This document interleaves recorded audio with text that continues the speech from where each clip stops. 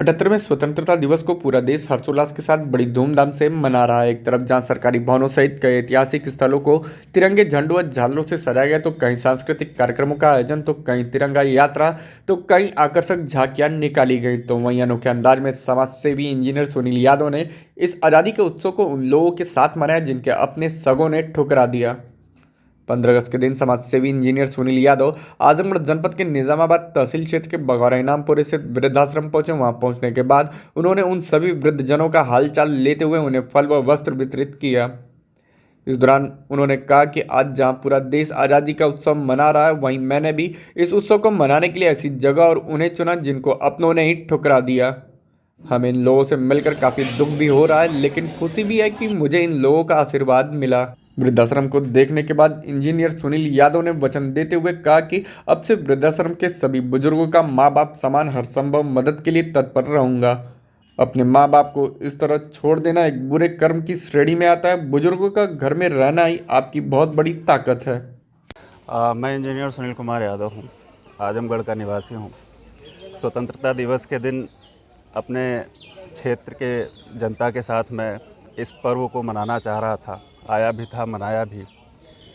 लेकिन इस स्वतंत्रता दिवस के दिन एक ऐसी जगह भी है जहाँ पे कुछ बुजुर्ग हैं जिनको अपने घर से निकाल दिया गया है। इनके दिल की स्वतंत्रता का हाल लेने मैं यहाँ पे आया था, एक वृद्धा आश्रम में, और बड़ा दुख तो हो रहा है और साथ में खुशी भी हो रही है कि मैं इन लोगों से मिल पाया, इनका आशीर्वाद ले पाया। और आप सभी मीडिया बंधुओं के माध्यम से मैं आजमगढ़ की जनता और मुझे जो भी सुन रहे हैं उन सबको यह वचन देता हूं कि इस वृद्धा आश्रम में जो भी बुजुर्ग हैं वो आज से मेरे अपने माँ बाप हैं। मैं अपने क्षमता के अनुसार जितना भी समय निकाल पाऊंगा, जो भी मैं इनकी सेवा में अर्पित कर पाऊंगा, मैं करूंगा। समाज को क्या संदेश देना चाहेंगे? समाज को यही संदेश देना चाहूँगा कि जो कर्म इनके बच्चों ने किया है, जिसकी वजह से आज ये वृद्धा आश्रम का सहारा लेने की कोशिश कर रहे हैं या यहाँ पे हैं, मैं ऐसे सारे नौजवानों को कम से कम ये संदेश दूं कि ये एक बहुत ही बुरे कर्म की श्रेणी में आता है। आपके माँ बाप की नीयत आपके लिए कभी ख़राब नहीं हो सकती है। उनका आपके घर में रहना ही अपने आप में बड़ी ताकत होती है। तो अगर मुझे कोई भी थोड़ा सा कुछ भी समझता है, अपना भाई समझता है, अपना बेटा समझता है, अपना बड़ा भाई समझता है, तो मैं समझता हूँ कि मेरी बात मानते हुए कम से कम ये कृत्य ना किया जाए। अगर आपको भाई आप खुद घर छोड़ के चले जाओ, अपने माँ बाप को घर से निकालने का कोई हक नहीं है। क्योंकि मैं एक उदाहरण देता हूँ आपको। राजा बलि को श्री रामचंद्र जी ने मारा था और राजा बलि मरते मरते अपने पुत्र अंगद को श्री रामचंद्र जी के हवाले करते हैं और अंगद जी स्वीकारते हुए जाते हैं। इसलिए नहीं कि वो अपने पिता सुग्रीव पर कोई उनकी नियति उन्हें दिखाई दे रही थी, कि उनकी नियति मेरे लिए साफ़ है, वो मेरे लिए जो भी सोच रहे हैं वो सही सोच रहे हैं। अगर मैं अपने माध्यम से, आप लोगों के माध्यम से ये कन्वे कर पाया, तो मैं ज़रूर कहूँगा यहाँ के लोगों को कि भाई आपके माता पिता की आपके लिए सोच, उसकी नियति हमेशा आपके पक्ष में होती है।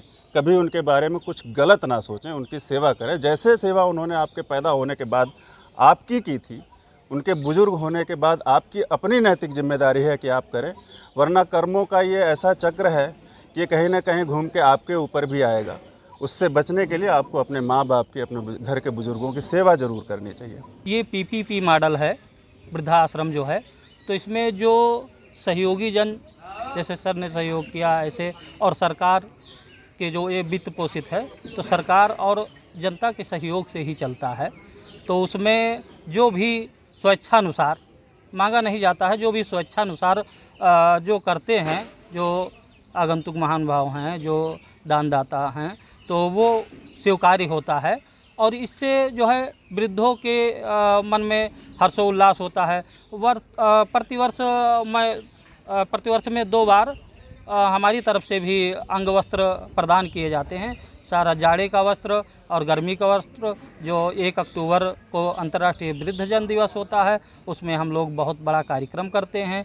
यही आशा है कि सभी लोगों का साथ निरंतर बना रहे, जिससे हमारे वृद्धजन भी खुशहाल रहें। और मेरे कर्मचारी तो खैर सेवा करते ही हैं, बस यही